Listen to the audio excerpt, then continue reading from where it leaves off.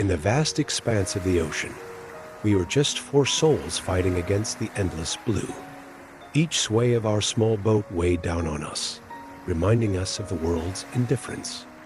As the correspondent, I felt the weight of capturing every moment, every emotion, even if only in my mind. The captain, though injured, was a beacon of silent authority, guiding us with calm words and a watchful gaze. Beside me, the cook, ever the optimist, clung to hope as if it were a lifeline, while the oarsman, with his strong muscles and steely resolve, was our strength against the waves. Our boat, a tiny shell in the vast ocean, was all that separated us from oblivion. The sense of isolation was overwhelming. Around us, only the endless blue and the relentless sound of waves crashing against the hull. We felt the cold, the exhaustion, but above all, the uncertainty of what the next minute would bring. Each of us, though strangers before, was now irrevocably bound by the fragile thread of survival. The ocean seemed to mock us with its wild waves and chilling winds. The sight of land in the distance was a distant dream, a promise of safety that always seemed out of reach. Yet, we kept fighting, driven by a primal force, perhaps stronger than fear itself. We were small, insignificant, but our will to live was immense. The captain, even in his weakened state, guided us with a calm wisdom. His words were few, but filled with experience and courage. The cook, with his infectious optimism, was like a ray of sunshine in the storm, while the oarsman was the beating heart of our small group, tireless in his efforts. As for me, I observed, reflected, and mentally recorded every detail, aware that this experience would forever change our view of the world. We were at the mercy of the ocean, and every moment was a delicate dance between hope and despair. The vastness of the sea around us was a constant reminder of our fragility and nature's indifference. We knew our struggle wasn't against the ocean itself, but against the emptiness and silence it represented. And yet, we persisted, clinging to life with a fierce determination, even as our situation seemed increasingly dire. Each day adrift was an unending battle against the relentless forces of the ocean. Our arms and backs ached from constant rowing, a task that grew increasingly grueling as exhaustion set in. The sun scorched our skin during the day, and at night, the cold cut through us like a blade. Yet, the need to keep the boat steady and head towards the shore was a priority that overshadowed any physical discomfort. The captain, always vigilant, tried to direct our efforts despite his weakened state. There was something in his presence that gave us strength. He was like a rock amidst the chaos. The cook, despite his lack of experience in navigation, maintained an unexpectedly positive spirit. He spoke of rescue as if it were an inevitable certainty, a beacon of hope in our bleak situation. The oarsman, with his powerful arms, was the backbone of our endurance, moving the oars with a determination that inspired us all. The monotony of rowing and the ceaseless repetition of the waves became a kind of trance, a state where time seemed to blur. Amid this endless cycle, moments of reflection emerged. As the correspondent, I often found myself contemplating the vastness of the sea and our insignificance before it. It was a thought both terrifying and liberating, to realize how small humans are in the face of an indifferent universe. There was a silent camaraderie among us, an unspoken understanding that our lives depended on each other.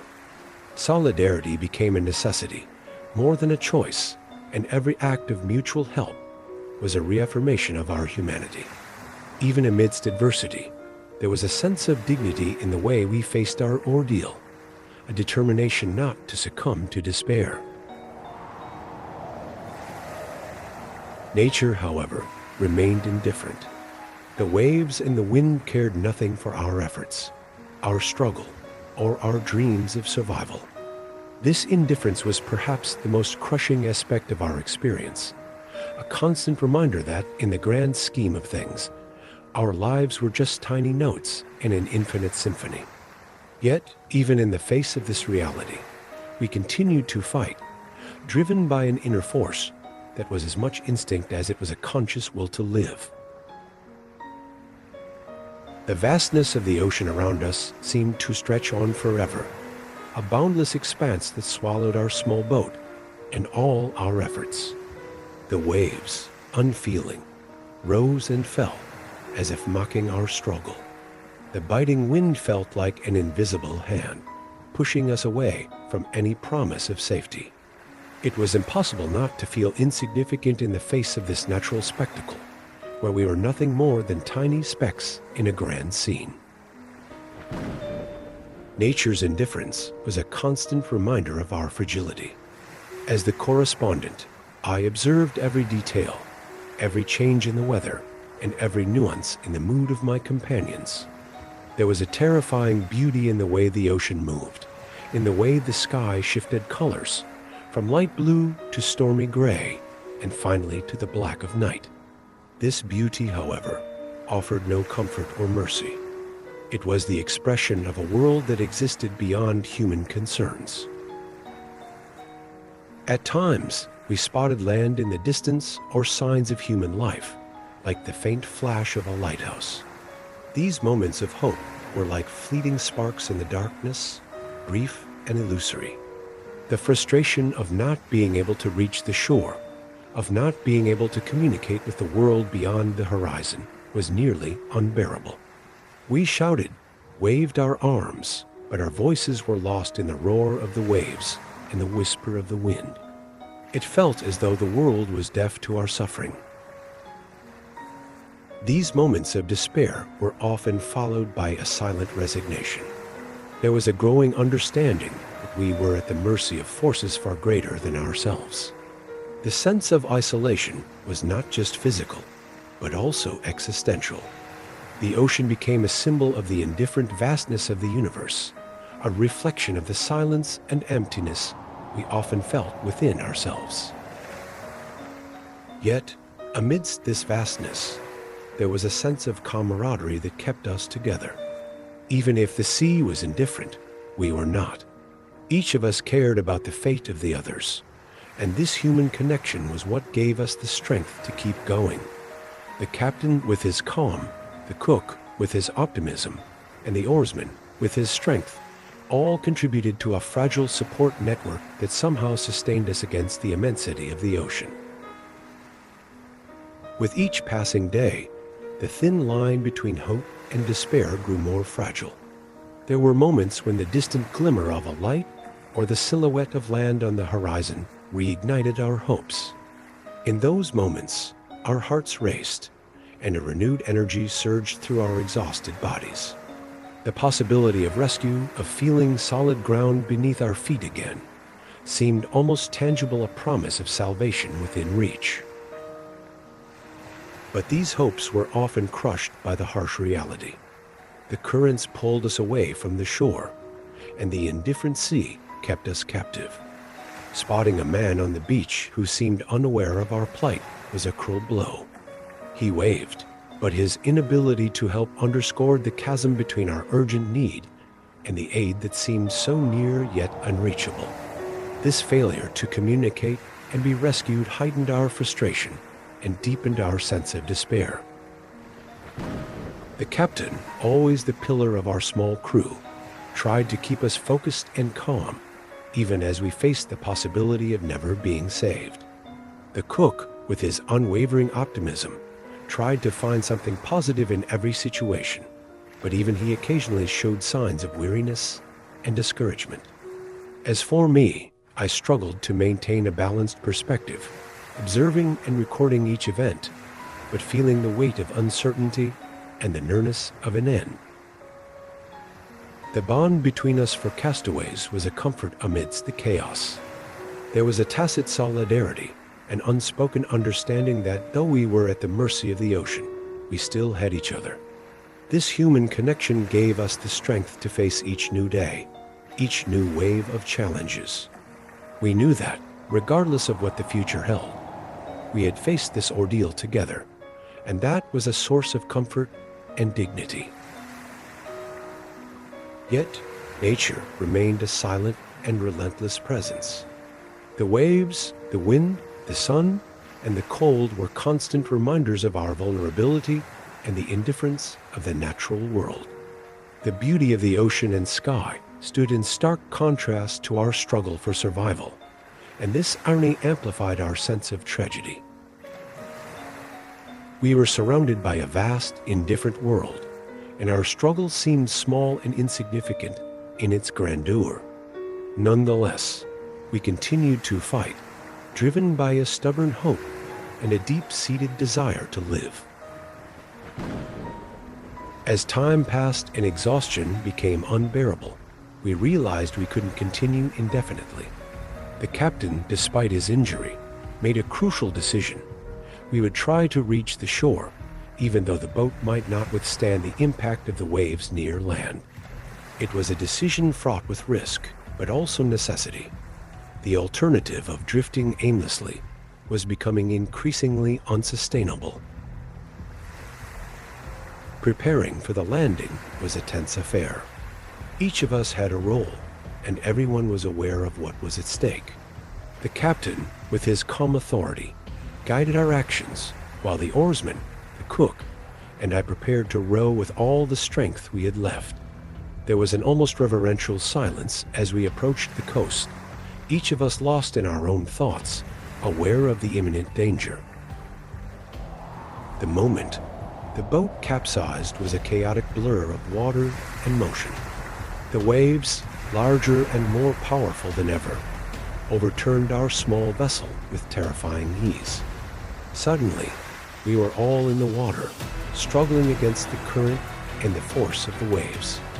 The sea, which had seemed a distant and impassive entity, became an immediate and threatening presence, engulfing us in its cold embrace. Each of us fought with all our might to reach land. The oarsman, our strongest swimmer, immediately stood out, heading towards the shore with a determination that filled us with hope. However, the sea proved stronger than any of us. Even with his skills, the oarsman couldn't overcome the struggle, and the tragedy of his loss was a devastating blow to us all. His death was a cruel reminder of the unpredictability and indifference of the ocean. Upon finally reaching the safety of the beach, the feeling was bittersweet. There was the relief of being on solid ground, of being saved, but also the sorrow of losing the oarsman and the awareness of how close we all came to the same fate. The beach, which had been a symbol of hope and salvation, was now also a place of mourning and reflection.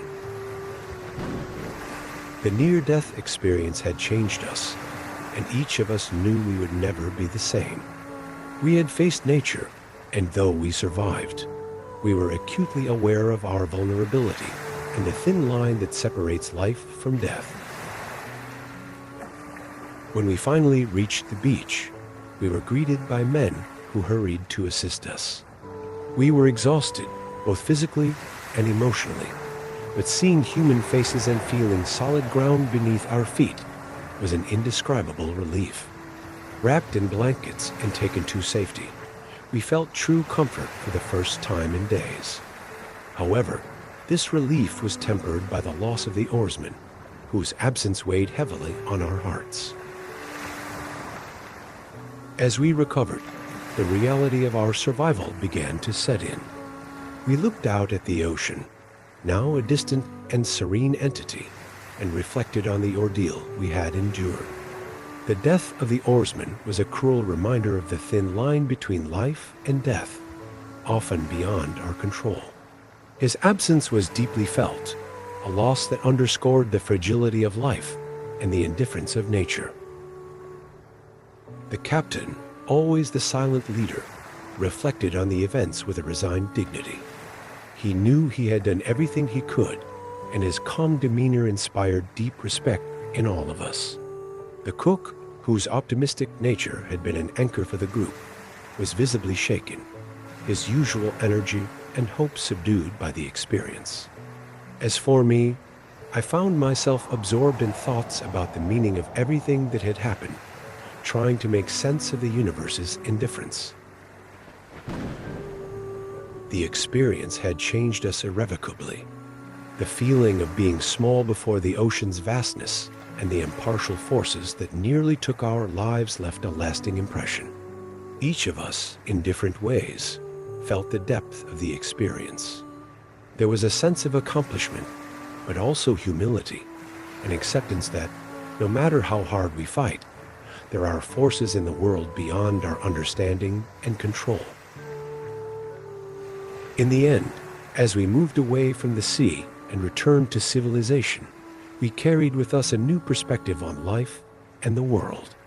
Survival was both a victory and a lesson, a reminder that amidst the vastness and indifference of nature, human solidarity and determination can make a difference.